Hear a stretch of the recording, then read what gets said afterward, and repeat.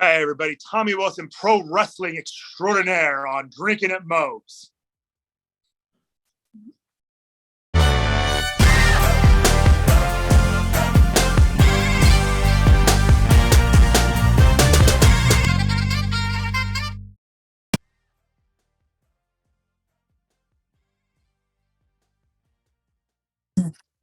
All right, everybody, welcome Drinking at Moe's. So it's Big Mo here. Be sure to like, subscribe, leave comments because, man, this YouTube algorithm is a pain in the ass. We're on Apple, Google, Spotify, Anchor. Leave a review. That also helps. Today, I have with me a guy that I got to see live a bunch of times when I was stationed down in San Diego. Tommy Wilson, how the hell are you doing? I am doing great, man. Thank you for having me on. Appreciate it. Oh, yeah, no, I've been looking forward to having you on. I've been lucky enough to talk to a handful of the people that I actually got to watch live when I was stationed down there in San Diego. When were you stationed down here? What years were those? When I was actually in San Diego, that was from like 09 through 12. All right. So you saw my early years of SoCal Pro. Yeah. Yeah, that and a handful there in New Wave before they shut down. New Wave shows before it went under. It's like I got there and it just went out of business. It's kind of like it was my fault. Yeah, no, I've been lucky enough to actually get to talk to both the guys that ran that place for the show. His show is going to be on here in the next week or two, but nice. Man, tons of memories from down there. Getting to see the likes of, Adam Pearce when he was the NWA champ and lots of good times. When he was down here, I was scheduled to face him at SoCal Pro. I forget what year it was or what the date was, but we were both on AWS the next day. And I sat there in the back, and I have never politicked so hard in my life to be like, hey, man, put the belt on me for a night. I'll lose it back to you tomorrow. Like, let's Tommy Rich. And I swear, dude, I could have sworn, like, in his head, he's like, I should do it. And then he ultimately kiboshed it. But I was like, come on, man, just put me over for a night. Let me get my win. I'll put it back over on you the next night. I think he thought I'd run with the belt and not show up the next day. At the time, I mean, Marquez was high up at that point, but I don't know who was making the booking decisions on that. But I think he would have gotten a lot of heat dropping the belt on me because I was pretty overweight at the time too. I wasn't in the best in-ring shape, so it was what they would have wanted even for a night. And I kind of going back to some of those days. One of the first questions I usually like to start off with everybody with is, what got you started as a fan, and then what got you started, jumping into the business? I mean, I was just a fan from the time I was a little kid. I actually was able to figure it out because of the network. The first match I ever saw was Andre the Giant and Kamala in a cage match. And it's from Leaf Garden '83, and it was on a steel cage Coliseum video VHS. But my brothers rented it. But I remember Andre with a giant black guy in a cage, and I've seen it. Because like it had to be Kamala. So that was the first match I ever saw, and I was just in awe of that. And then obviously Hulk Hogan comes along. I watched No Holds Barred as a kid. That was rad. And then the Ultimate Warrior got me hooked. I love the pain and the intensity and all. And, when it came down to it, growing up, that's just what I always wanted to be. Either want to be a baseball player or a pro wrestler. And I was afraid of getting hit by pitches because, like, in Little League, nobody knows how to pitch properly. So I got hit all the time. So I didn't like baseball. When I got to high school, did football and wrestling instead. And then freshman year of college, I was doing gymnastics, and I was talking to this guy, and I was like, my plan is gymnastics, wrestle a little bit more amateur, and then go out to the power plant, WCW, Atlanta. And then this guy's like, well, dude, I'm training with Ken Shamrock down in Chula Vista, which is, about 10 minutes north of Mexico. And he's like, you should come down and train with them. Maybe that'll work out for you. So I went down there, and they had a pro wrestling school that had just started like 3 weeks before. And I was like, screw it, let's do it. And I signed up there for 9-10 months, and then went to UPW and the EWF, finished my training there, and then got going. But yeah, I always wanted to be a wrestler. That was just, I'm just a weirdo like that. I always liked having the long hair. I always like painting my face when I was a kid. I'd paint my chest like watercolors and run around, going, I'm Ultimate Warrior. Like, so it's just all to do it. And I've just loved it since I was a kid. Oh man, you brought up some memories for me, like Ultimate Warrior in the paint. I also remember like the Road Warriors and the spiked shoulder pads, and I got to see them at a Monday Night Raw taping here. I now live in Omaha, Nebraska, and oh man, I swear I have never seen anybody get me to where I was literally on my feet from the moment the music hit to the moment they went to the back. I was on my feet like, oh my God. I bet. I never got to go to any shows. My brothers, they liked wrestling, but not the way I did, where they would want to go see live shows. And my dad, didn't make a lot of money. He couldn't afford to just, take us all and just make them go. So we didn't go to Padre games instead. So I didn't go to a live pro wrestling event until Bash at the Beach 98. And I was mowing lawns all summer. I saw, I remember seeing in the paper in like May, like WCW coming to, I think it was Cox Arena at the time. And I was like, oh, dude, I got to get tickets. And it was like $65. So I told my mom, I was like, I need money. She's like, well, you better find somebody to work for. So she called all her friends, lawns and stuff, and was able to save up my money and went to that.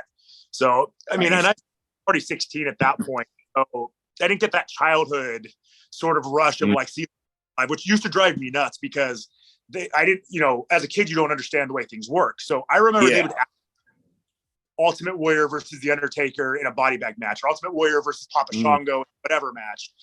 And I thought it was like the pay-per-views where like, okay, they're building up all and they're giving us the card and so they're going to give us the results. So I remember when the show happened the next week on Superstars, I was waiting for the results and they never came. I'm like, what happened? Are they going to tell me what happened? I had no clue that they're not going to be like, hey, at the sports arena in San Diego, like they're not putting that much effort. They don't care about giving you the results when it's over. Yeah. But it drives me mad because I'm like, I just want to know who won. That's all I care about. I just want to know who. God damn, man, not giving me my results. Yeah. Oh man, I remember.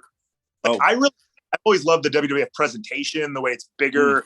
I think if I'd gone to a house show, seen some of these things talk now, I might have hated it as a kid. If it's, if one of the matches is Iron Mike Sharp versus Barry Horowitz, I don't think 8-year-old me's okay with that. Now, 40-year-old he's like, all right, these guys are good workers. But 8-year-old me, more Ultimate Warrior, more Rick Rude, more Macho Man, and you look at some of these cards and I would have probably been miserable, without the big entrance ways and all that. So it's probably better I didn't see it as a kid anyway. Oh man. My actual first one that I ever got to go to, you brought up Kamala. He was there, but the match that I remember the most was actually, I gotta get that dog of mine to settle down, but it was, my dad got, it was like I was in third grade. He got us on the floor. We were like maybe a few rows away from the entrance, and the match was Big Boss Man versus Yokozuna. And I'm like this little third grade kid. Big Boss Man was my favorite. So I was freaking out when I saw him come through. And then I'm standing there at the entrance and here walks by Yokozuna. And I'm like, like jaw on the floor. Oh yeah, I imagine. Like that dude was big. Like I still do. Guys, I wrestled this guy. I forget exactly what his name was. It was something like King Daba Daba something. This was at UPW in like 04. And he was 500 something pounds. And he gives me a leg drop. And I didn't feel a thing. I just couldn't breathe. So he lands on, and his leg is just covering my. It doesn't hurt at all because all the fat's just wrapped around me. But I'm like, oh, and I hope he gets off of me soon because I think I was like $170 at the time. So I wasn't going to lift him off. I was just going to lay there and die, in front of 1,000 people. And oh man, I can only imagine. It's like, good Lord, there's been some big guys in the business. I remember,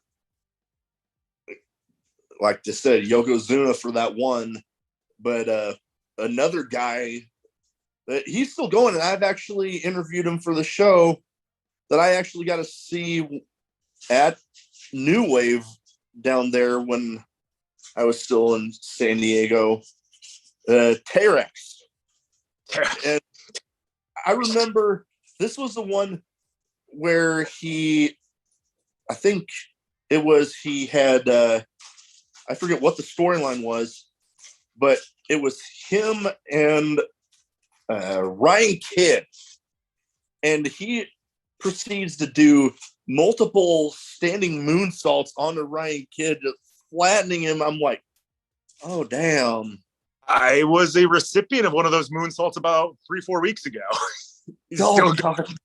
Yeah, no, he got me right on the nose with it. It's actually kind of funny. He kind of like damaged something like right here, but I've actually been breathing better ever since.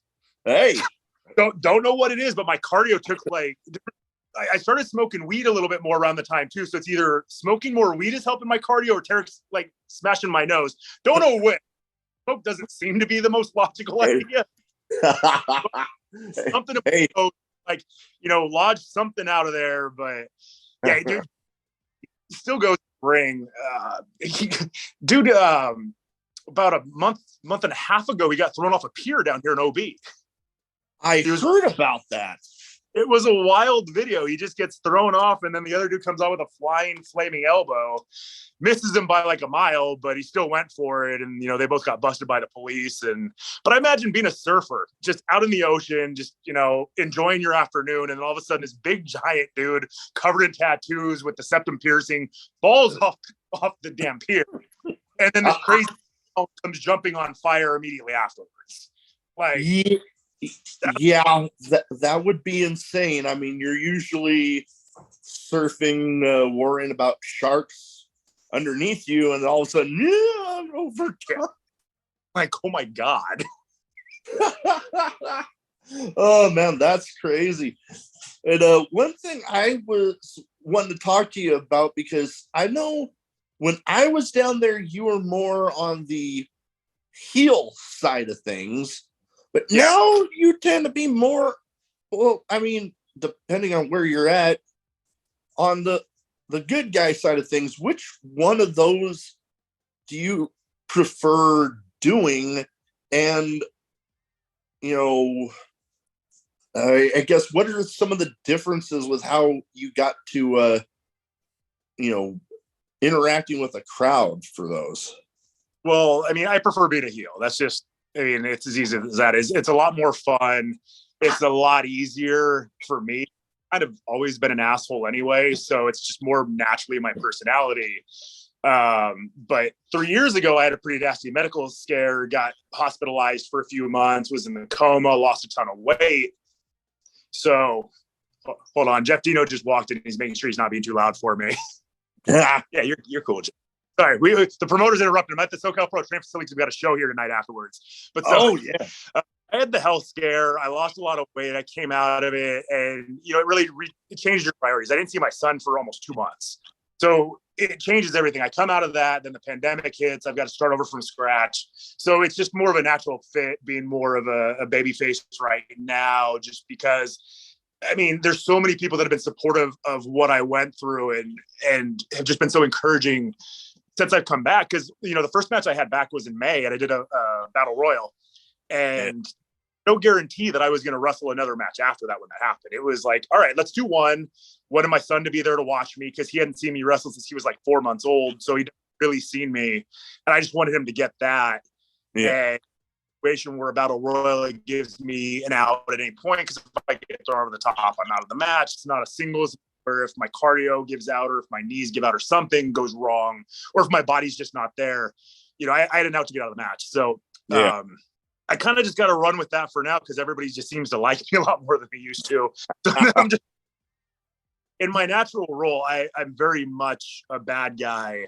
I watched that A&E documentary W did on Edge over the summer, and I've never related to something so much, going through the injuries, the depression from the injuries, and then Edge's whole standpoint is like, we got John Cena, we got Batista, we got this guy, that guy, that guy. It's like, they all need somebody to wrestle.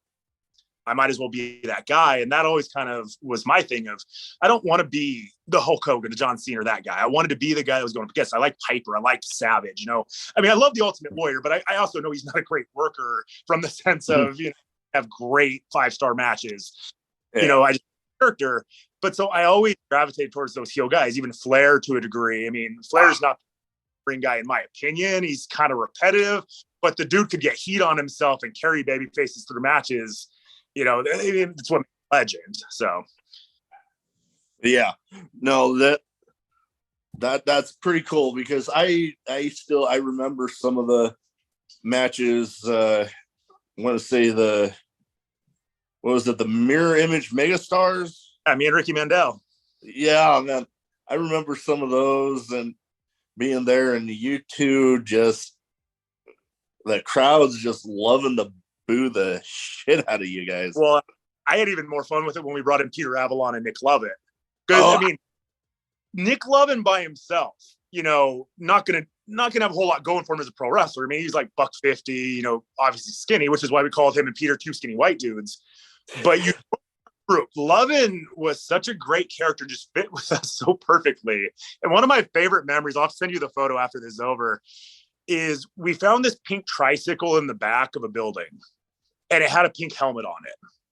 And he went to the ring on the tricycle with the pink helmet on and went out there, holding his fist up like he was Undertaker in 2002. It was amazing. And the best part is he was coming out to Miley Cyrus Rockin' the USA or Party in the USA. So you got playing with him coming down pretending to be the Undertaker, but on a pink tricycle and a pink helmet. And I mean, dude, to me, that's pro wrestling. Like, I don't even care what the match was. I don't know who he wrestled that night. Don't know if he won or lost. But I have a photo of him on that damn tricycle, and it's hilarious. Oh my God, I have to see that because, I don't remember being there for that particular one. We get, military stuff, yeah. But oh man, I do remember those guys coming out to that, and I'm just like, what the hell? But it fits them perfectly. Like, what better song for those two than that? Oh yeah. No, looking back on it, I'm like, you know what? Those two had something cool there. Yeah, and it was perfect because, I was usually the heavyweight champ. Ricky had the Golden State title. They had the tag belts. And it would rotate a little bit because I held the tag belts with Ricky at one point too. Ricky was the heavyweight champ. Peter left and became a big star, going off to TNA and Impact and all that. And I replaced him with Joey the Bone Barone, which he always took as a massive insult. And the whole reason was Bone was just standing right there. And I go, Bone, you're in my group. And Peter's like, why you replace me with Bone? I was like, because I wanted you to know you could be replaced by the Bone. Peter never got. Oh, man. That's funny. But you kind of brought up one thing with SoCal Pro that I was going to talk about. You've held the heavyweight. You've held the tag title. It's like the only title that they have that you haven't had is the Golden State title. I know, but Hulk Hogan was never an Intercontinental champ, so. True. Wait, there was a part of me when I first came back that was like, man, I should go for the Golden State title. And then I had a couple matches and realized, no, I'm going for the heavyweight title eventually. Don't know when, don't know where. But, at the end of the day, I feel like it would be a step down. And I don't want to diminish that title, obviously, because it's not that the title, I'm too far into that. It's just I want to set my goals for my 6th heavyweight championships. I've held it 5 times. No. Besides Judas, who's held the belt for like 7,000 days now, I have the second longest run, at just under a year. But, if I had the opportunity, I would take it. But I really think my focus is more on the heavyweight title than anything.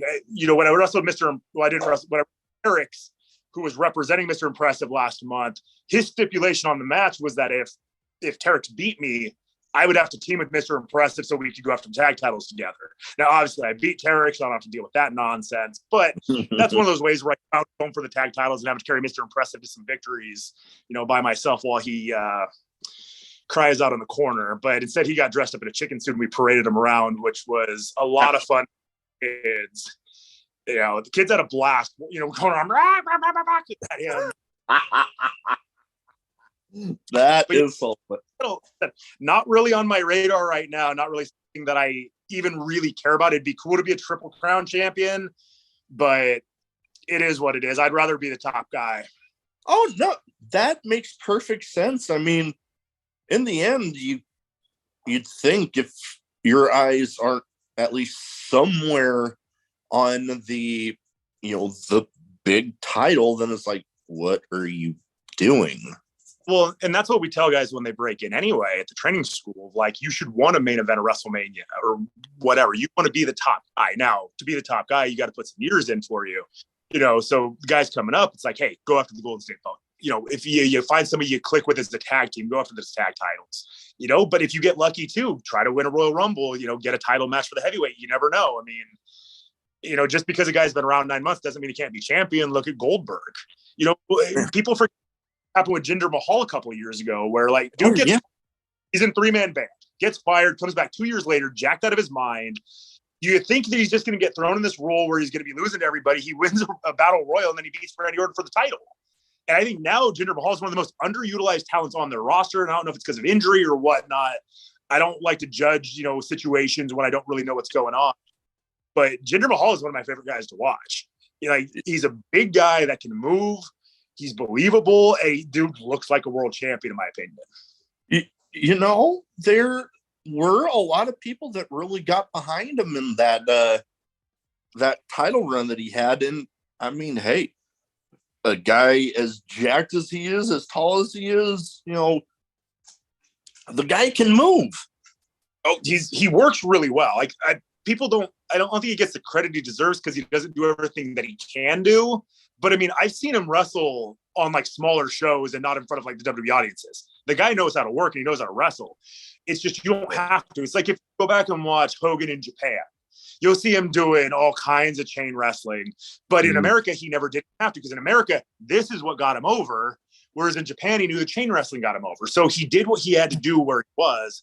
And I think it's the same thing with, if he's in WWE, there's no reason for him to do a moonsault when he's the world champion, back to the gills the way he is. So he's doing his job perfectly. But I don't think people realize how good that guy really is. That you make a good point. One thing here recently that I wanted to talk about, that you kind of made the jump into commentary for at least tonight with SoCal Crazy's Hermanos Contra Cancer show. I was watching on my Roku TV on that SoCal Wrestling Roku channel. Yeah. That was a pretty awesome show. And you and what was it, Ronnie Thrash? Ronnie. Man, you guys on commentary were hilarious. I was loving it. It's funny because you get there, when your match is. So I knew I was on after intermission. I knew I had plenty of time. And SoCal Crazy's, walking through the back, and he's like, hey guys, the announcers, the dynamics, they're not here. So we need people to go help on commentary because they were live streaming it. And so Thrash and I were like, all right, well, we'll go up first and we'll go do the first match. And then after the first match, nobody came to relieve us. So I was like, hey, we'll just keep going until somebody comes out to take us out. And I'm like, when our comes up, we'll just walk away. We'll have no commentary in our match, I guess. But no one else took advantage of it, which, is weird to me because it's an opportunity to be streaming, even though I'm not in the ring, the whole time. I got to talk, and got to have discussions and got to entertain people in a different way. And I don't think people realize, any exposure is good exposure. So I was kind of surprised nobody else came from the back to help out. When I had my match, I think it was Pinky Santino and Ben Thomas just hopped on. Ben Thomas was just there in the crowd. It was like, I'll do commentary for this match. So he got on there, and did it. And then at one point, Hector and Ricky came out and hopped on too during their match. And that was fun. But he had a great time. And I had no idea we'd have the chemistry we did, because I've done commentary before. And I have stunk the joint up doing commentary before. And part of the problem with that is going in, it was usually when I was champion or whatever, and I was going to do commentary over a contender match, just to give a little feedback. It's a little bit more difficult because, I'm talking as a wrestler. When I put the headset on there, I was like, I'm going to pretend I'm Michael Cole tonight and just have fun and talk. And I wanted to make sure all the wrestlers got the respect they deserved, because I can't stand when I watch an indie show online and you just hear the commentators, screwing around. Yeah. And Josh and I were obviously having our moments where we were messing with each other, but we tried to still make it about the matches and put over the guys. And, truthfully, I didn't even know talent on the show. And they didn't give us a lineup sheet, so I didn't know who guys were sometimes. So I was sitting there waiting for the announcer to say who it was, especially in the Royal Rumble match. No. But to me, it's disrespectful to the wrestlers to not at least give them what they deserve as performers and talk about the match, talk about what they're doing out there. So I just tried to make sure that we were staying on track with that. And I'm glad it was entertaining for everybody because it seems everybody enjoyed it, which makes me happy. Oh man, I was enjoying it, man. It was good stuff. Because to be perfectly honest with you, man, I mean, I've only got so many bumps left in this body. So I don't know. I mean, I know I got a couple years left in me at least. I joke around with Jeff, that I'm going to wrestle till I'm like 80 at SoCal Pro, just because I've worked matches with the honky tonk man that I know how to have a match as a 70-year-old. Like that guy work a match without working a match. And one of the funniest things that ever happened and resulted in one of the coolest collectibles that I have was 1 year at the San Diego County Fair. I forget who I was teaming with, but it was me and somebody versus Honky Tonk Man and somebody. And Honky had a beer or two at the fair, maybe a dozen, maybe 2 dozen, who knows? All I know is the following year, he was no longer drinking at all. But halfway through the match, and this is the 3rd show of the day, so he's already had 2 other matches. Halfway through, he goes, "Hey, kid, body slam me." And I went, "Excuse me, sir, can you repeat that? I'm going to need you to call that one more time for me because I don't think I'm going to body slam you." He goes, "Fucking body slam me." So I pick him up and I body slam him. And the promoter, Jerry Gray's out on the floor going, "Oh my God, he's body slamming the Honky Tonk Man." Because Doggy was very clear with us of like, "Hey, man, I'm old. Don't do this." And 2 or 3 years before that, I was a good guy and I teamed with him and I tagged out. And I literally went up to him. I did that. They go, "Damn, kid, you're going to break my fingers, tagging out like that." I was like, "Sorry, man. I didn't know we had like that. I didn't know we were in 1988 still, but that's why he's still going at this age." So I learned a lot of tricks from the Honky Tonk Man as I get older that I can, reduce the things I do in the ring, but having commentary with Thrash, on the back burner too, him and I already discussed it afterwards. We're like, it's not me and it's not just him. It's us as a team just seem to work. And we're good friends. We get along. We know each other well. So we're able to play off of each other pretty well. But having that is something to potentially do after my in-ring days are over could be a lot of fun. Oh, that would be. I know. Well, speaking of Thrash, real quick, he was actually in my 2nd ever indie show that I ever went to, New Wave Tidal Wave. And when it comes to commentary, I mean, I've always, even before I started this podcast, I'm like, man, it would be cool to someday get to do commentary on a show. I one time got to do a special guest ring announcer for a friend's match. And I'm like, man, they talk about getting that itch when you get that little taste of it. And like, oh my God, I got it from that damn moment because ever since I'm like, man, I'd love one more time. Troy Stone, who was the announcer for SoCal Pro for like a decade, he just retired a few months ago and he called it a career. But him and I worked at a pizza joint together in like 2002. And I actually got hired because he was the manager and I just applied to be a delivery driver. And I go in there and I'm like filling it out. I was like, "What's your hobbies?" And I wrote pro wrestling. And he goes, "What's this? Like, you like watching?" I was like, "No, I do it." And he's like, "Wait, what?" So we started talking. We had a WCWA show that was ran by the Dynamics and DJ Medina in like Lemon Grove. And he came out and he watched. He's like, "I got to get involved somehow." He told me that he used to do announcing for his high school team, or maybe it was his college team, whatever. But he'd do the play-by-play for the football game. So he's like, "Man, I'd love to do commentary."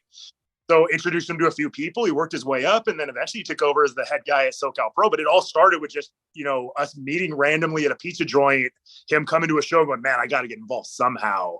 And he was like, I think 40, 41 at the time. So he had no desire of being a wrestler. He just loved wrestling. He just wanted to be involved with it. So that's usually the way it goes for a lot of people is you just show up and work your way in. Oh yeah. No, I've been lucky enough to, meet some, just randomly meeting different promoters or people in the business through some of my friends that are wrestlers here in the area. And heck, that's how I got to do the special guest ring announcing spot.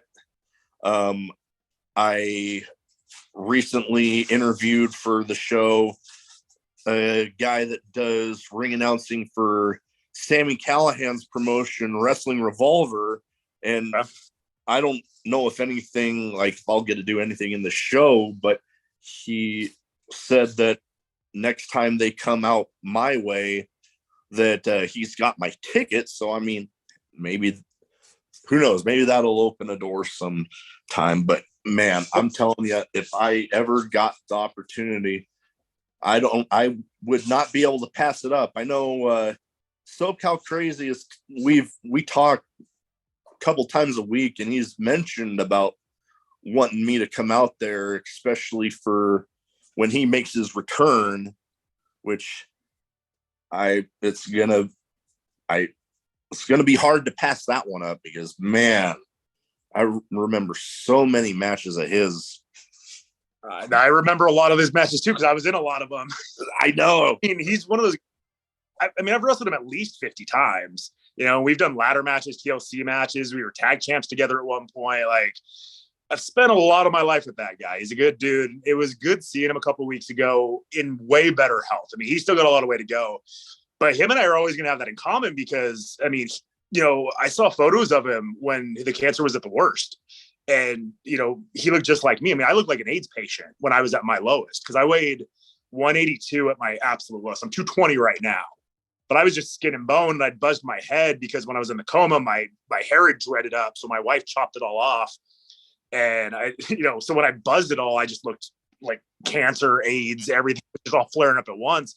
But to see him, to hug him, to feel like how strong his core feels, just like giving him a hug, like, it's good that he's doing well, and that, you know, he's going to be back eventually. I don't know when, because, you know, he's going to have to do the same thing I did. He's going to have to take his time, and he's going to have to make sure that he's ready to go when he gets back and doesn't get back in too soon. Because, you know, I mean, I had a 2-year recovery before I actually got back in the ring. And I was going to say, when I was doing my homework for the episode, I was looking on Cage Match, and it would show, you know, all the years, and then there's that gap, and I'm like, oh yeah, that's about that time that happened. Yeah, and that's all it was. Is, I mean, I had started winding down a little bit when I think a week before my 29th birthday, I had a tryout with WWE in Los Angeles, and the tryout went as well as it could have been. And at the end, I just flat out asked him, was like, hey, you know, what do you guys think of me? And Bill DeMott, who I'd actually known for a while, was, look, man, like, you're good. You're not what we're looking for. And right now, we're not looking for anybody over 30, so we're probably never going to pick you up. And at the time, it was demoralizing. And it's funny because a lot of guys went through the same thing. I think Scorpio Sky had done like one segment with TNA at the time, and there was a lawsuit over something between the two companies. So Scorpio Sky was scheduled to be at that tryout, and they wouldn't let him come in because he had worked for TNA once, not even under contract. So there was all kinds of weird rules going on back then. And that was when Canyon Seaman had been brought in. So I got pretty discouraged at the time and slowly started winding it down, because I'm like, that was my goal. I never wanted to just be an indie wrestler. I wanted to wrestle in WWE. And I was like, I'm 6'5", you know, running around 240, 250 most of my career. I'm like, I never had the freakish Chris Masters physique, but I mean, I look better than Kevin Owens, you know? So I figured, you know, but they always told me, you know, you're not what we're looking for. It's not the right body type. And I'm one of those guys where I think because of how tall I was, I needed to look more like a Chris Masters or a Randy Orton, have that chiseled physique in order to get there at the time, where Kevin Owens is a little bit shorter. You know, it's just a different style. And obviously the times are different too, because he didn't get hired for another 3 or 4 years after that happened. But I mean, I started drinking after that, and, you know, got off my diet. And then I had my first child. You know, I was eating donuts and drinking even more, you know, dealing with a crying baby every night. And then my knees out on me and all that. So I began winding down about 2017 anyway. It was just doing a few shots for a little while after that. And then, you know, in late 2019 is when my liver, pancreas, and kidney all gave out simultaneously, and woke up a month later. So. Yeah, like I remember when I first heard about that, I'm like, oh shit. But I'm glad everything seems to be going well. getting back in the swing of things. There was, kind of taking a step back. I remember we had talked a little bit about AWS, and a lot of people out here, Omaha, might not know a whole lot about them. I would hear a lot about them when I come up for like SoCal Pro shows. And I remember one time in particular, I was hearing a lot about this big battle royal. Like it was going to be like a world record breaker, 150 some freaking people. Was 9, I believe.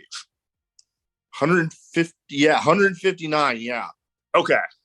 I knew it was some odd number. It was a 9 number. I knew that. That was a very interesting match. We had 3 rings, all 3 different sizes. One of them collapsed at one point. You know what? I forget who it was I talked to about this, but I vaguely remember them mentioning that. Yeah, it was the far ring. So like from the entrance way, it was the furthest from the entrance. That's all I remember. But I mean, I got out there. I mean, it was just cramped. So myself and a guy named Andrew Hellman, who's one of my best friends, we just got in a corner and we were fending off luchadors for the first like 20 minutes of the match. Like we were just punching and kicking, like get away from us. They'd come over, try to lift my leg. I'm like, yeah, get off me, smash him in the head, and would fend them off because there was nowhere to move. So we just kind of stayed where nobody could get us out until it kind of diminished down because there's nothing you can do in there because it's literally just crammed together. It's like being at a club on a Saturday night. Just everybody's in there. And like I said, the one ring broke, and then that was fun to roll around on. Not as dramatic as Roman Reigns falling down that ring at SummerSlam this year when Lesnar lifted it, but still, you get to take a bump, and all of a sudden you're like, "Oh, I'm rolling." It was a cool experience. It's cool to be part of a world record. I don't even remember who won that thing, but it was a lot of fun for what it was. I can't say that I'd even remember myself. Like I know I'd have to go back and probably pull up Cage Match again because I know it listed it on there. Yeah. But man, I just remember thinking, man, hopefully they got footage of that somewhere because I want to see that.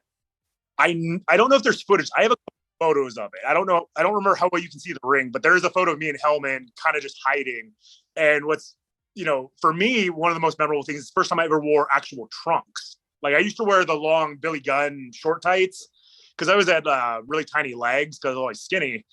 And I don't know who dared me, but somebody's like, "Hey, just wear trunks tonight." I was like, "Ah, whatever." And I wore them, and I was like, "Oh, these are actually kind of comfy." And then I started wearing trunks for the next, 10 years after that.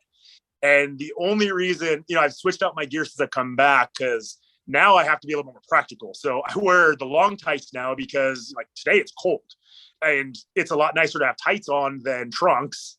And I'm able to pad myself, pad up my knees a little bit better, put some cream on. Don't have to worry about shaving my legs every week anymore. So that's kind of nice. So there's practical benefits to changing the gear on that. I mean, hell, at a certain point, I might want to get like the Bam Bam Bigelow like top too.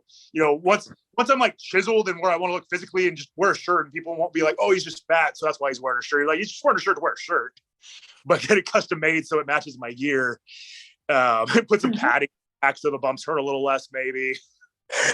Like, seeing Pentagon up close was one of the coolest things because I'm like touching his gear and going, "Man, you're heavily padded on this. That's smart."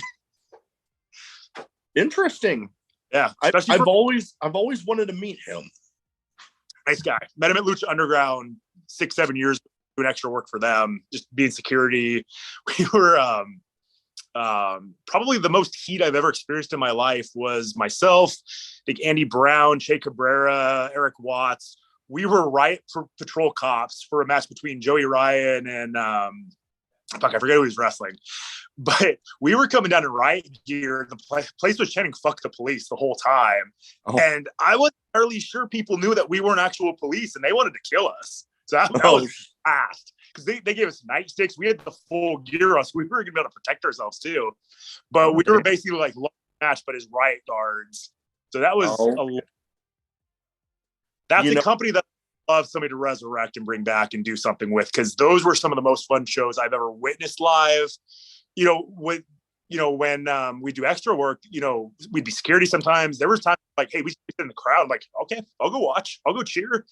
I watched Johnny Mundo versus Willie Mack, the Iron Man live. Oh. That was so amazing. Oh yeah, I'm gonna have to actually go back and watch some of those. I know that I actually have all the seasons of Lucha Underground. Nice. So I'm definitely gonna have to go back and watch some of that because I do remember that match. I can't hear you. Is it streaming anywhere, or do you have the DVDs? I remember buying the season pass on like iTunes or something. Okay, got it. Okay, so they are out there to buy still. Oh yeah, no, I imagine they're out there. Like probably Prime Video probably has it, or it's out there. Yeah, I'm gonna shut the door real quick to the office because I think fans are starting to show up. Okay. Well, I have two categories that I like to kind of round off the show. All right. I call one's a bit of a name game. I name off some people that you've either shared the ring with or one way or another, or at the very least been like shared a locker room with them, and you give me your thoughts. Got it. First one, I always try to throw in one that I'm wondering if the guests even really are like, holy crap, I almost forgot about that one. All right, let's see. Raw 2006, it showed Umaga. Yeah. Teddy Bear. I've actually heard that about him. Very, very nice guy. Very light in the ring. He did break Johnny Goodtime's nose that night. That was because he was chopping him in the corner, and Goodtime put his head down a little bit, completely accidental. But he backhanded the hell out of me, threw me around. I was stoked because he grabs Mike Tyson, like pulls him up while I'm pulling away from him. So you get to see my bare ass on, live TV. And that's immortalized on the network now too, which is funny because how many times, especially at EWF, Jesse Hernandez has screamed at me for showing my ass to the crowd. Usually on like a sunset flip spot, I won't go down. I have the babyface pull my trunks. So I was stoked to have my ass on WWE Raw. So whenever my kid goes back and watches, he'll see that. And then, when he gets me guardrail and smashes me, it's funny because I felt absolutely nothing because I got the padding on one side, and just like the guy at UPW that gave me the leg drop, Umaga's got a big fat ass. So that fat ass hits me, and it's just cushion on both sides. So it was just like, and I'm just like, I didn't feel anything. The hardest part was lying there while fans were like, good job, man, good job, and trying not to laugh. Oh man, that's awesome. But yeah, absolutely. Next one, we actually mentioned his name a little bit ago. Scorpio Sky. Incredible talent. There's guys that, you can't understand. It's hard to explain what I'm going to say until you've actually been in a ring and actually somebody moved around with somebody. But Scorpio Sky is one of the easiest guys to be in the ring with because he is such a phenomenal athlete. It's like he floats. So you pick him up for something and it's nothing. And like at my weight, over the years, like I said, about 240, 250, I would come up with ways to minimize what I'm doing in the ring. So like, I don't want to go down and get back up because I'm going to get blown up later on in a match. You pick a guy up and you body slam him. Your meter comes down a little bit. And throughout the match, you're doing all this stuff.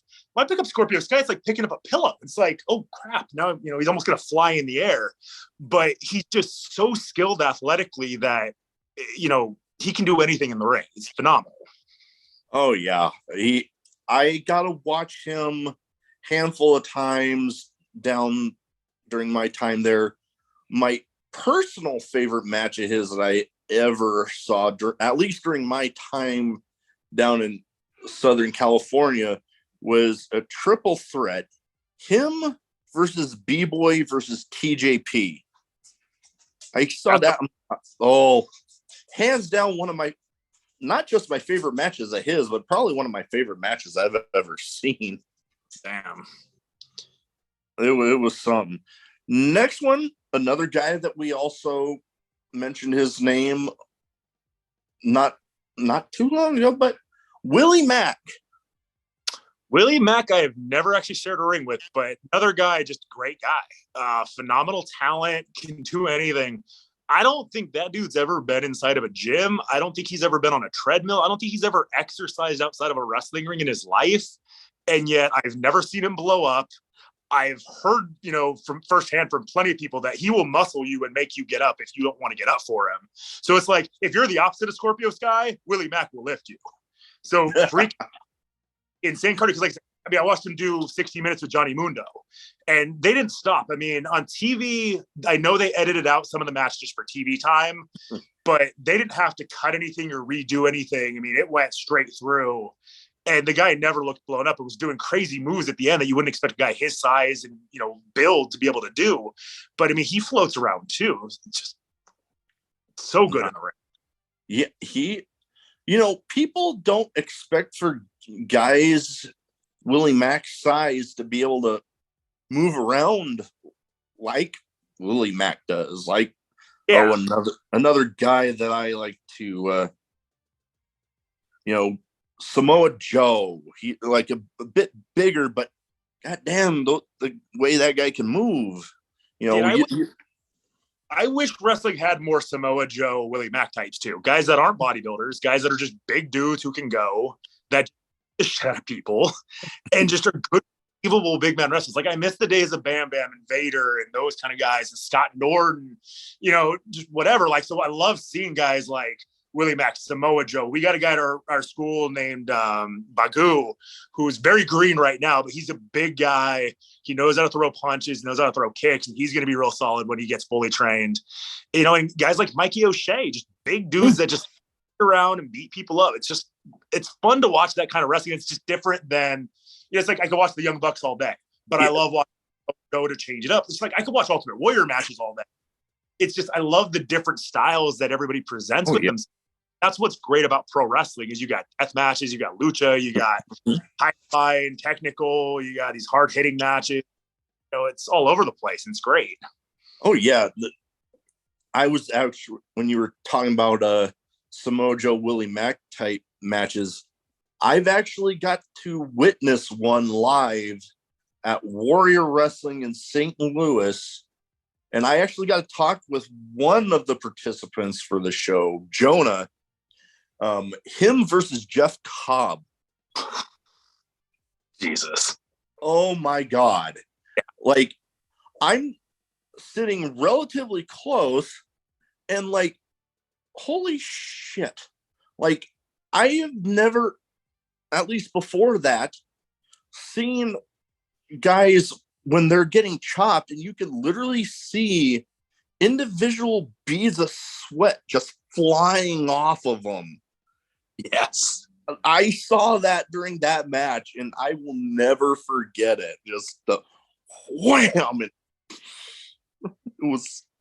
I can tell you, Cobb is one of the strongest guys out there. I mean, the things he can do are just insane. And I mean, it's just pure strength. It's just like Willie. I mean, it's called man muscles. When you can just pick up other men and throw them around, like there's nothing in make you into a Jeff Cobb. You either have that, similar to like Lesnar. I mean, no matter how hard I train, I will never be Brock Lesnar. I will never be Jeff Cobb. But man, I love because it's just, I miss power wrestling. Like I love that style of just big dudes beating up big dudes. I've seen big dudes beat up little dudes too, in all fairness. And I only got to talk with Jonah for the show for a little bit, but I got to actually have some conversations with both of those guys off camera. And I got to say, two of the nicest dudes I've ever met. Yeah. But last but not least on the name game category, a mutual friend of ours, a guy I know we both love and respect professionally and personally, SoCal Crazy. Madman. That guy should have been dead 20 years ago. There was where Anchors Away ran him over with a car. I wanted to say right before I got to San Diego. And then he goes out and wrestles the next day. because that was on like a Saturday. He had a show. I think he had AWS on Sunday. But I remember going, yeah, man, I got to go to another show. I'm like, dude, you just got hit by a car. Stay home, watch some football or something. Like, you got to have something better to do. But yeah, dude, between that, we have a photo in the training school of him jumping off of a 12-foot ladder from the ring onto the floor through a couple of tables in our first ladder match. And he was still kind of heavy. He was probably pushing like 220, 225-ish, which is pretty heavy for him. And man, the speed of which I went from on a table to the floor was like, it's like it teleported. Because as soon as he connected, I didn't even know that happened. But luckily, much on my end, the tables broke the fall. I think it hurt him more because his ass, went over. And my knee was shot that night anyway. So I was having knee surgery 2 days later. So I was like, yeah, screw it. If you kill me, you kill me. They'll repair me on Monday. Because whatever I go in.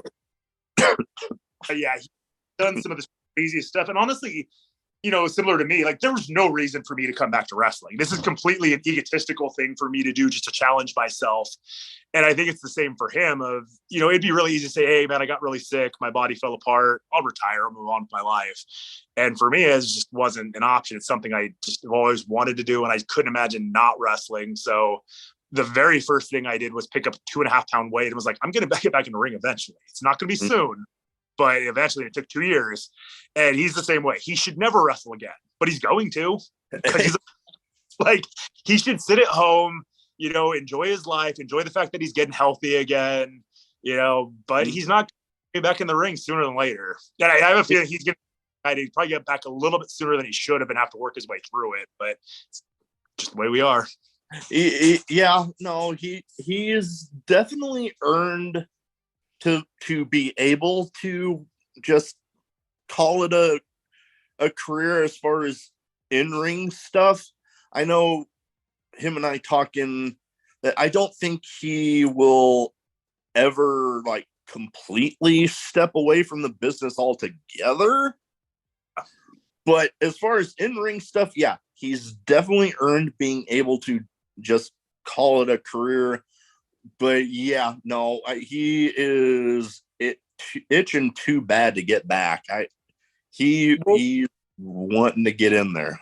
Well, and the thing with both him and I is it wasn't like an injury that put us out. Like with Edge, it was his neck.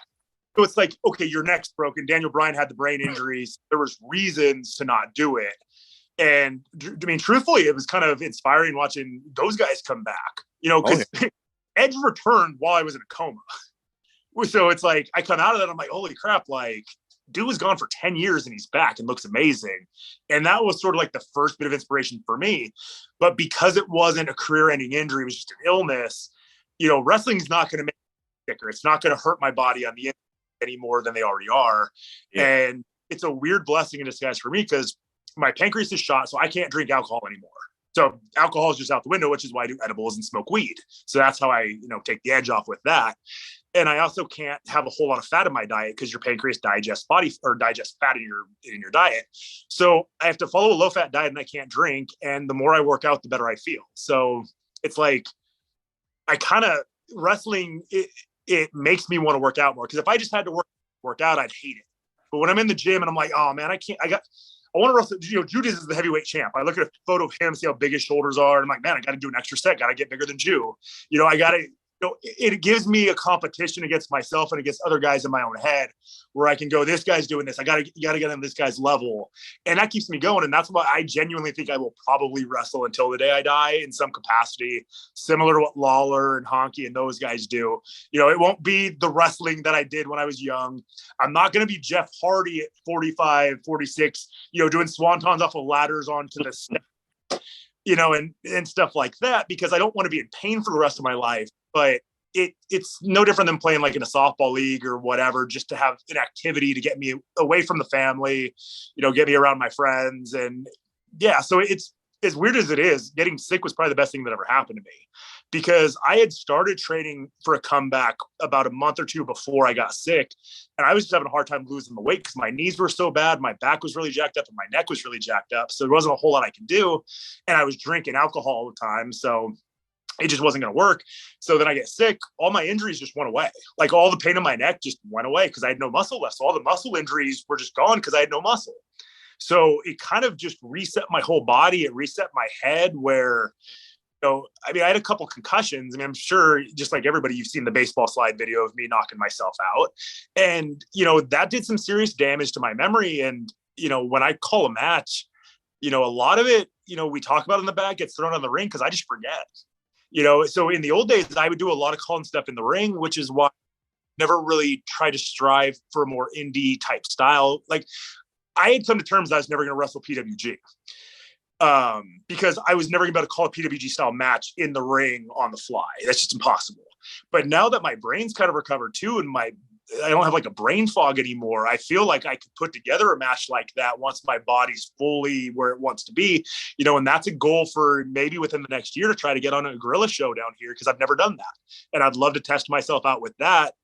And so getting sick has really been the best thing to happen to my career in a way. I mean, I had to come back from all this stuff, but it also gives me this great story to tell, which, makes everybody like me. So that's worked out really well.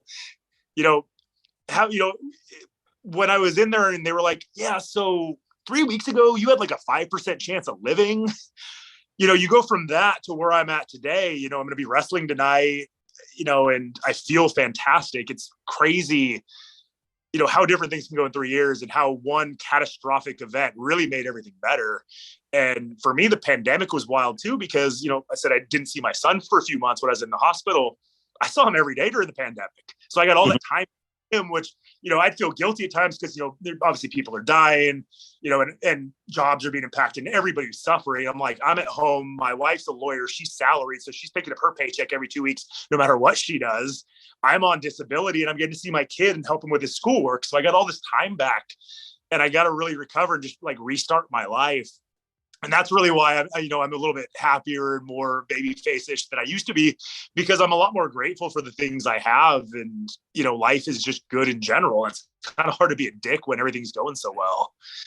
No, definitely when you have that little bit of a silver lining there to some rather dark times, and having that positivity, it you can't help but feel good about all that. And you mentioned PWG and hoping maybe soon to be able to jump in there. My last category I have is, I used to call it a little bit of a speed round, but I've said this to a bunch of guests, it never went that damn quick. So I just called it a random question round. I name off some questions. Some could be wrestling related, some might not be. I never really know until I put my notes together. But first one is the one I pretty much know I'm going to put on the list because I always like to start off with it. Craziest in-match moment. God, that's a tough one. Damn, I don't really know. I've had quite a few. Damn. I mean, probably not in match moment, but the craziest thing I've ever seen was at WCWA in like 2003. Somebody picked a fight with Adam Pearce. Oh. And the locker room went out and beat the fuck out of the guy. And we all just went out there. I don't even remember what it was, to be honest. It was, 15, 16 years ago. But a drunk fan just went nuts, picked with the wrong guy. Adam turned around, beat the fuck out of him. We all went out there. So you got Pierce, Baby Slim, myself, the Dynamics, DJ, all just out there just going after the guy. But I mean, I guess in reality, really the craziest moment of my career has to be the baseball slide and knocking myself out. And what people, I always like to point out, okay, Marty Elias is one of my favorite referees. Man is a great official. I kicked out. If you watch that video, it's on YouTube. Scott Lost gets me back. He rolls back into the ring. I get my shoulder up for that 3 count. He counts me out. So I never lost that match. So I think I should get a rematch if UPW ever opens back up. But when I get to the back, I think I was 22. So I think Beyond the Mat had come out just a couple years before that. And Tony Jones and Mike Modest were both on that show. And I just met them, earlier in the day. And I get to the back and they bring me upstairs to the Galaxy. And they're both right in front of me. And I go, holy shit, you're Mike Modest, Tony Jones. You're in that movie. And I have no recollection My buddy who drove me home was like, dude, you were marking out big time for both of them. And it was hilarious. Like, we told them you were knocked out, so they didn't care. But that was at a time it didn't work out like that either. It was a huge no-no to be like, oh my God, I love you and all that. But I was like, it's so cool because I'd seen them in the movie and kind of looked up to both of them because, you know, they're the first indie guys I really followed. So, but yeah, the baseball side is the wildest thing that ever happened, but I did kick out of that. Rematch might be in order. I lost out of retirement. I'll wrestle him again any day. I know for me, I recently found one that I saw actually at Wrestling Revolver that might be the top, but so I'll name them both. The first one was a ladder match where the guy that I actually made my best man was in. They had a ladder bridged in between the guardrail and the ring apron, and he had a guy up. Oh, I know I wanted to say Sheamus do a similar move where he had the guy up on his back. Yeah, I know what you're talking about. And he looks down at the ladder, and then before I know it, I'm on the other side of the ring. I just see the ladder go, and I'm like, oh, damn. I took a backdrop out of the ring onto a ladder like that before, where I think that was just SoCal Crazy. The ladder was between the guardrail and the ring, and I pulled him in for a pile driver, a power bomb, and he got the better of me, and I went flying through it and just goes joink. Oh, man. It looked painful. The other one that I mentioned, Wrestling Revolver, was actually Jake Chris versus Joel Bateman in a death match. And it ended by them bridging 2 panes of glass on top of 4 folding chairs. And then they lit the panes of glass on fire. Yeah, you don't got to worry about ever seeing me doing something like that. I promise you. I've already died times. Deathmatch wrestling is not in my future at this point. The wife was very hesitant to even let me wrestle again because she's like, well, what goes wrong? What if that goes wrong? So I'm like, yeah, I'm going to go set a table on fire with some light tubes on top of a fuck you. You do that, I'm divorcing you. Oh, so that's not in my future. No, I know if I ever even looked like I was going to attempt it, yeah, my wife would be the same way. Well, I mean, she was the one that was by my side the entire time I was in the hospital. So her life turned upside down by me getting sick. The last thing I want to do is get some stupid injury for no reason. When in reality, that was never a type of wrestling I liked anyway. And I respect the genre itself, but not something that I ever have any interest in doing. But who knows? Maybe when I get older and I get a little bit crazier, I never Chris Jericho at 50 doing a death match. So I'll never say never, but for now. Next question, one of my non-wrestling related ones: dog or cat person? Dogs all day. Can't stand cats. Pussy's bad for you. Yeah, no, I've always leaned more towards dog myself. I mean, right here. Yeah. I've known one cat named Moon that I've ever liked, and that's about it. Every other cat I've met has been an absolute just ugh. My wife, when I met her, already had 2. One got left when a former roommate moved out, but I don't hate cats, but I've always been more of a dog person myself. Yeah. I mean, I've had enough bad experiences when I was little of them scratching at me and stuff like that. So I don't have fond memories. As an adult, when I've seen cats, they've always been friendly, but I don't think I would ever want one. I like having dogs. They're cuddly and they're fun and they're dumb. they can be. They can be. But next one, favorite drink. I know you said about not being able to drink alcohol right now, but if you had a favorite drink, non-alcoholic, what would it be? Well, Captain and Diet was my drink. I could go through a bottle of Captain and Diet all day. Sometimes I'd mix in a little Jim Beam vanilla with a whiskey, either the vanilla apple. Oh, God, those were good. Sometimes it'd be like a shot of the vanilla, shot of the apple, and then down a little Diet Coke. Um, but those days are long gone. Now I drink Diet Coke on occasion if I just want a little caffeine pickup. Or, we were at Disneyland a few months ago and I was like, you know what, screw it, I need a little caffeine, I'll have a Diet Coke. But for the most part, I drink black tea. There's an amino energy drink that you can get at Costco that I like. And right now I'm drinking a liquid IV because I worked out before I came here and I took a warm Epsom salt bath. So I'm trying to rehydrate before the show tonight. But the biggest issue with the pancreas too, on top of the fat and the alcohol, is I have to stay hydrated at all times. So myself, I never go in saunas anymore, anything for too long, unless I've got a good liquid supply ready to go. But yeah, for the most part, it's all healthy stuff now, which sucks. Yeah, I've always been a bit of a Dr. Pepper fiend myself. When it came to alcohol with Dr. Pepper, I remember, what was it? Jack Honey and Dr. Pepper ended up tasting pretty damn good. That sounds great. I used to do Fireball with diet root beer. Tastes like a cinnamon roll. Okay. Yep. Cat. Speaking of back when we were talking about cats, asshole cat knocking down some shit, causing the dog to go crazy. Proof that my answer was correct. But oh man, that drink you just brought up, I'm like, damn, I might need to go find me some that stuff to try to. And I don't early drinks too. Give me like Hypnotic or Kinky mixed in with like a little ginger ale. I was a very heavy, like, hard alcohol drinker. I liked getting drunk fast, and it's part of why I got sick too. My body handled it way better than it should have. So like I would drink all day and I would never even notice like that I was getting buzzed because I built up such tolerance to it. And I didn't realize it was killing all my insides while my outsides felt like fine. So.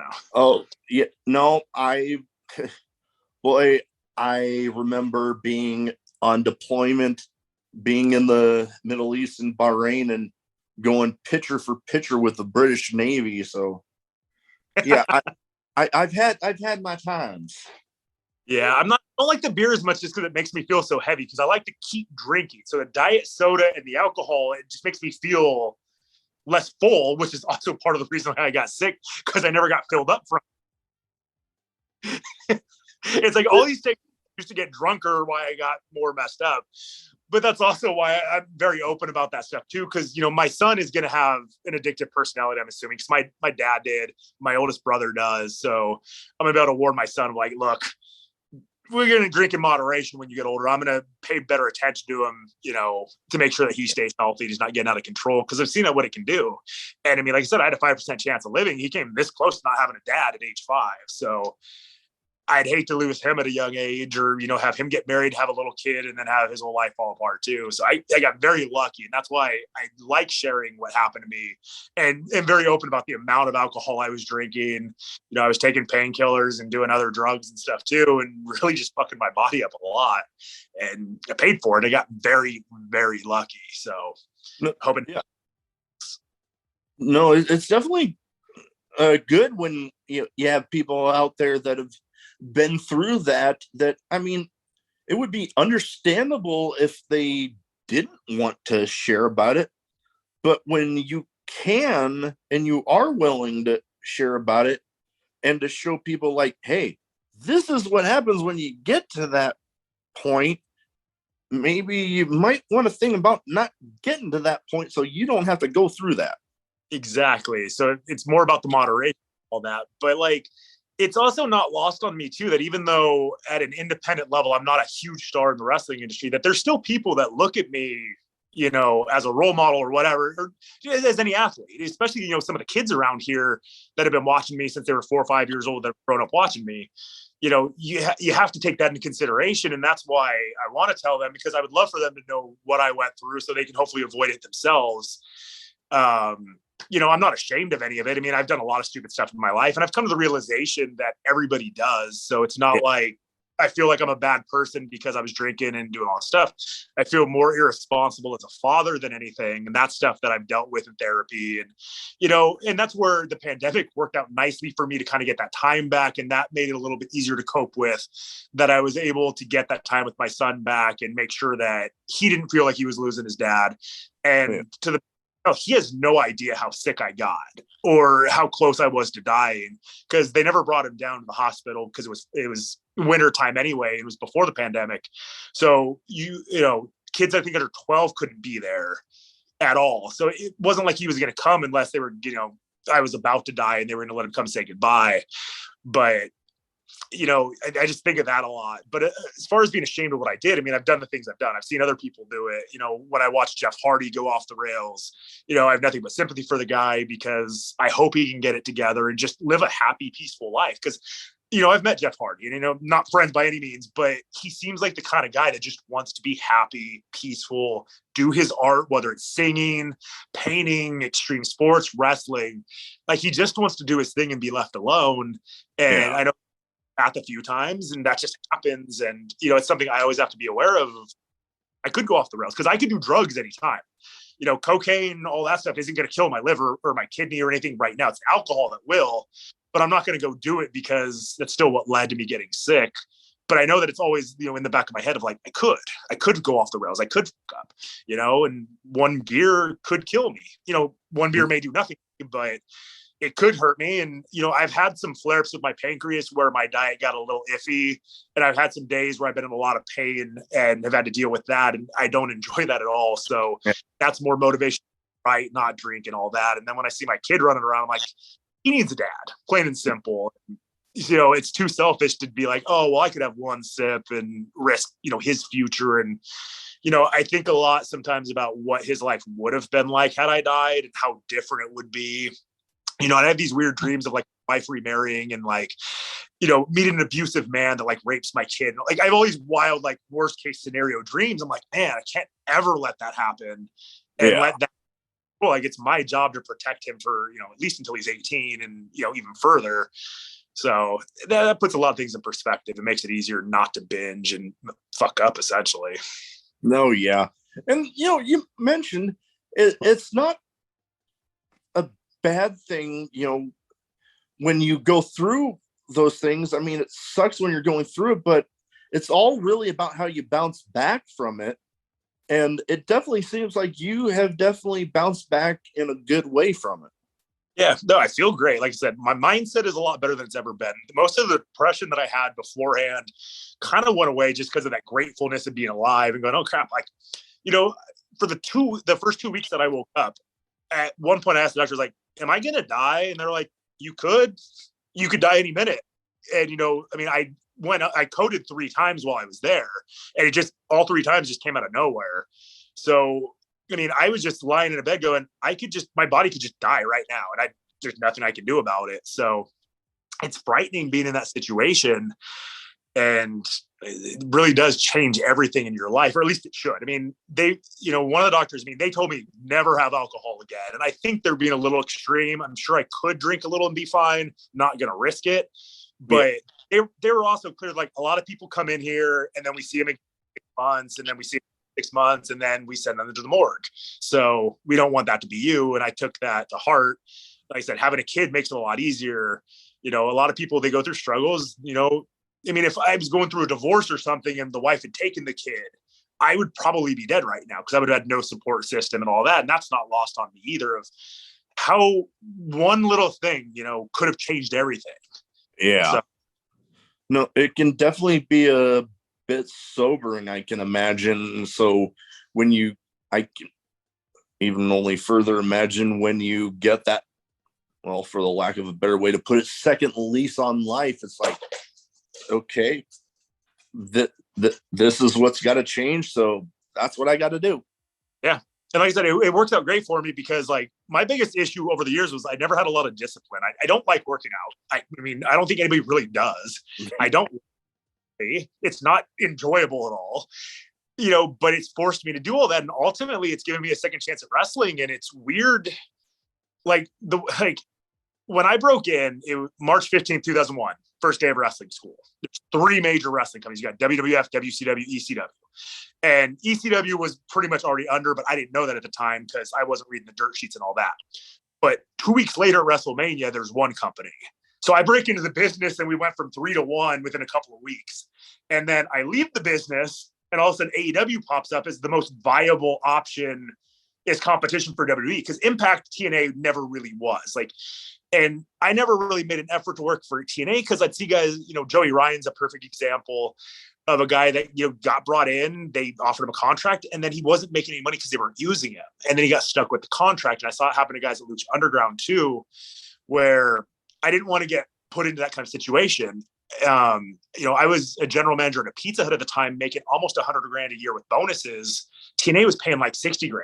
So why would I quit a job where I get to be home every night, making good money, to go maybe not even make anything if they're not using me?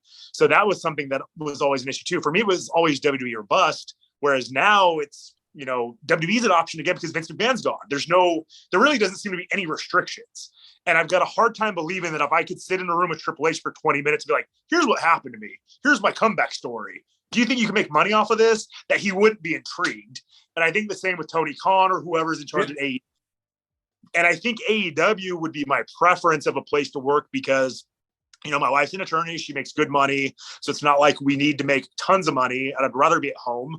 I'd rather work Wednesdays and Saturdays, once a week or whatever, and have that lighter schedule that you're not going to get with WWE. But at the same time, if WWE comes a knocking, I'm not going to turn that down either. Yeah. But that's sometimes away. I've still got a lot of work to put in before I'm even going to start throwing myself at those guys. I think PWG is where I'm going to start. It's Los Angeles. It's, a 3-hour drive away from my house. If I can get PWG, then I'll know I'm on the right track where I can go to AW and be like, hey, man, I'm working PWG. Like, I think I could hang here. And with WWE, I'm like, I definitely can hang there. I think I could hang in WWE right now if they hired me. It's just I don't have the physique right now to go along with what I would want to present myself as either at that level.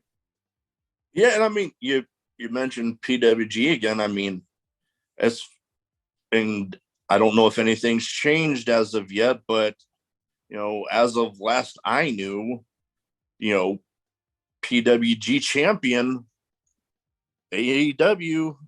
Yeah. So I mean, there's that window in there. Yeah, there's a lot of those guys working at PWG. So it really is. And I mean, in all reality, I could make a phone call to either company and get a meet. I mean, I don't know if I can get a meeting, but I could make a phone call back. What do I need to do? Who do I need to go to? Because I know enough people at both companies at this point, especially at AEW, because it's a lot of indie talent that I've known over the years. Yeah. But I mean, Adam, a friend of mine, I mean, I could call him, and I know enough of the executives at WWE that I could get in there and figure out a way to get a tryout and present myself. But I know that I'm not where I want to be yet, that I want to go down that road yet. I don't want to go in there and be like, hey, man, I'm going to be ready in a year. I'd rather just get ready and be like, hey, I'm ready now. Let's do this. And I'm also writing 2 different books. One is about all the dreams I experienced while I was in the coma.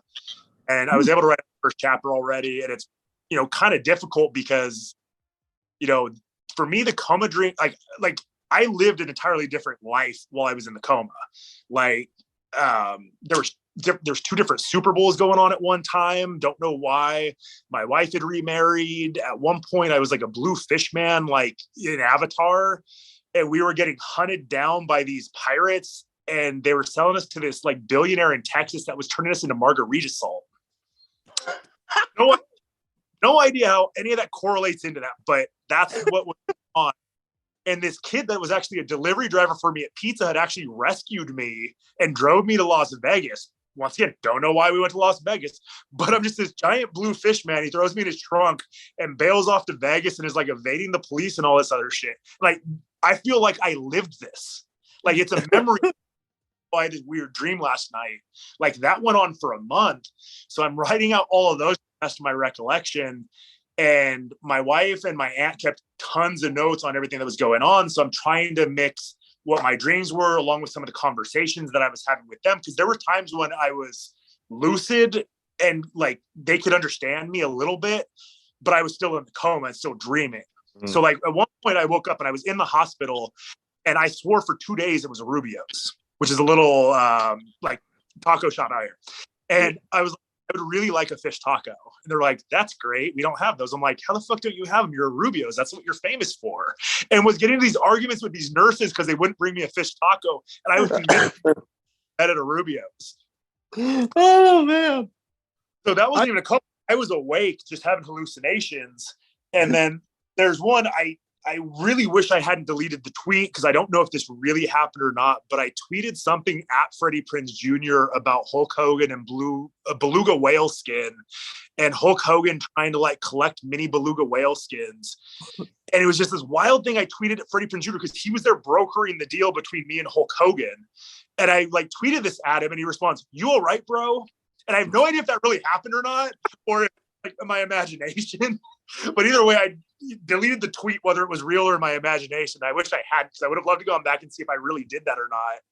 But when my wife first gave me my phone, I probably shouldn't have had it yet because my brain was not functioning at all. And I can only imagine what I said and did that I don't even know about. Oh, man. That's interesting. But, well, I know you got the show coming up. I do have one final question for this round. Best advice for anybody getting into wrestling? Have a backup plan. I mean, the best advice, honestly, is be a sponge, listen to everybody around you, and take the advice you get and apply it to you. And I tell this to my students in school, like, guys, I'm telling you my philosophy on wrestling. And when I teach, I'm very clear about that every time when I go, my opinion is this. This is how I feel about this. However, if you go out and do that and a crowd reacts to it, then I was wrong and you were right. So who the fuck am I? So just because I say it doesn't mean it's law. Like, you know, I learned from a guy named Oliver John, who actually also trained Jeff Cobb. And then I went and trained with Tom Howard at UPW, the Brian Kendrick, Samoa Joe, the Ballards, Hardcore Kid, Aaron Aguilera. Like, I got a really good education and training at UPW. We had Roddy Piper coming in on occasion for seminars. DDP was there doing yoga with us before he'd even had that going. So I got a great education in wrestling in my first 3 or 4 years from having so many different people, and all of them have different styles and different ways of doing stuff. And, you know, what you don't realize too is that I have a different body than a lot of other guys. So there's moves I can't do that other guys can. Like, I always wanted to do that. Frankie Kazarian used to do a move where like a guy would grab it in the arm wringer and he'd hold the rope and do a backflip. And it looks smooth. I have never been able to do that. And partially it's because I'm too tall and my arms are too long that I can't get the right base for it. And it always just looks jacked up when I do it. So I'm like, well, I'm never going to do that. You know, even though I wanted to, I just can't. And there's been plenty of moves where that's just the way it is. You know, 2 weeks ago, I started doing an octopus hold and just went, well, I got really long legs, I got really long arms, and I got a guy in an abdominal stretch and then kind of tinkered with it a little bit and was able to get my leg over his head and then pull back on his shoulder. I was like, well, I have really long legs. So there's a couple guys like Tortuga will never be able to do that move because he's a shorter, stockier guy. So I try to tell guys, you know, take everything everybody gives you and apply it to you. You know, if it doesn't make sense to you, don't do it. If it does, do it. If it makes sense today, but not tomorrow, change it. Everything in wrestling is absolute, except everything isn't. You know, wins matter, except when they don't. Championships matter, except when they don't. You know, is Ric Flair the greatest wrestler because he's had 16 world titles? Or is Mr. Perfect a greater wrestler? I personally think Mr. Perfect's a better wrestler, but Flair had more success. But if you're going to apply that to Flair, then you're going to apply it to Cena. And a lot of people don't like doing that, even though Cena's a really good worker, even though, you know, he's a klutz in the ring. So you just got to do you. And, you know, I talk to guys about, you know, what's Triple H's moveset? And it's always like, oh, he's got the high knee, the face buster, and the pedigree. I'm like, what's the biggest move he does? And they always say pedigree. It's like, no, spitting water is his biggest move. Like, if you go to a show and Triple H doesn't go raw and spit out his water, as a fan, you're going to be pissed because that's what you go for. You know, yeah. I love if I go see them and they don't play like Welcome to the Jungle, Paradise City, Knocking on Heaven's Door, like the songs I want, I'm going to be pissed. You know, if Triple H doesn't spit his water, if I don't see Hulk Hogan doing this, if I don't see Shawn Michaels doing this, like, I want to see The Rock get on a corner and do this just to say you saw it. Like, yeah. Realize what fans really want. So if you want to work at that level or that style, that's what you go for. You know, we got a guy that came out of SoCal Pro School named Hunter Freeman. You know, when I left wrestling, he was a technical wrestler. He was in a tag team. Now he's a fucking deathmatch wrestler. He's killing it. You know, not where I saw his career going, but he found his niche and he's running with it. And I use that as an example with everybody of like, look, there's pros and cons to that. His career's probably not going to be as long as it would have been if he was a technical wrestler. However, as a technical wrestler, he may not have gone as far as, you know, he is going to go doing death matches. So there's no right or wrong there. I would never want matches, but he's cool with it, and that's the way he wants to go. So God bless him for doing that. And it's the same if you want to be in Japan, you have to learn that style. If you want to go to AEW, learn like that style, figure out how you can incorporate yourself into that and take everything from everybody and just apply it to yourself the best that you can. And always just like, yes, sir, got it, and give it a try. And if it's not working for you, ditch it. You know, the Ballards used to have us doing a drop kick one way, and Oliver John had me doing it the other way. Where like the way you jump up, it's, you know, your butt's facing one way or the other. And I like the way that Oliver John taught me, which is jump up and I turn to the left. It's just the landing's just better for me. But other guys, they do it to the right. You know, it could just be the difference between being left-handed and right-handed. Yeah. You know, it throws left-handed punches, but in America, we're supposed to throw right-handed ones, but he's left-handed. So, you know, he does what he does. And the beauty of wrestling is I take what I do well, you do what you do well, we mix it together, and when you get different opponents, that's what makes the match. You know, I could watch on Michaels all day. Love the way they pair up. Jericho and John Cena, I can't stand those two together. Just didn't like their chemistry for me. But all three of them are great wrestlers. Could watch Jericho and Michaels all day long, but for whatever reason, the Jericho Cena never did it for me. And, you know, I let the guys know that too. If you may not mesh with certain guys, you may be a good tag team partner with somebody, but not a good opponent. So, but yeah, just you got to absorb everything you can and just apply it to you the best that you can. And, you know, listen, but also don't take shit from people and do what is best for you. Because ultimately it's an individual sport and your career is your own. Nobody's going to hand you anything. So go out and take it. Oh, yeah. Very good advice. Well, looking like my dogs are crazy and wanting to go outside, so I better get them taken care of. Want to take the time to tell you thank you for taking the time to talk to me tonight. And where can people find you, you know, social media wise and all that? Social media, I need to change all these. I mean, I'm on Facebook, Twitter, and Instagram. I think my Instagram's Thomas Wilson 82. I need to change it to Tommy. I changed it all when I got out of wrestling years ago, but Tommy Wilson on most everything, you'll find me. Tonight, SoCal Pro at the SoCal Pro School. If you're in San Diego, come check it out. Main event's gonna be me versus a guy named Commando. Gonna be a bit of a thrown together card, but got a lot of students, you know, coming out to do some good stuff. So it'll be a good show. Next Thursday, FCW in San Diego, Saturday, EWF. And then that's it for the year for me on shows. But yeah, Facebook, Instagram, Twitter, pretty easy to find. Just type in Thomas Wilson, Tommy Wilson. You'll see me topless, and it's all me. All right. Well, like I said, thank you for taking the time to talk to me. It was welcome back anytime. Thank you very much. Appreciate it, man. You have a good one. You too.